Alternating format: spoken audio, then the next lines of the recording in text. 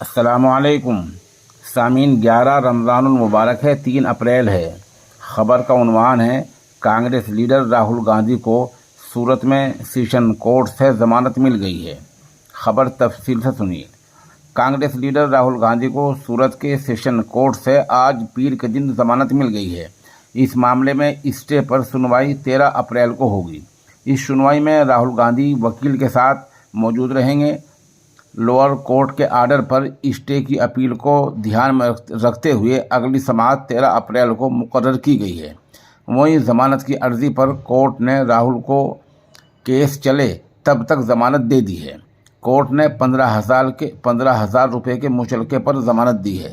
Rahul Gandhi Modi surname को लेकर हद के इज्जत तौहीन मामले में कसूरवार ठहराए जाने के खिलाफ आज पीर के दिन गुजरात के सूरत में वाक़ सेशन अदालत में अपील दाखिल करने गए थे। इसी मामले में अब अगली सुनवाई 13 अप्रैल को होगी।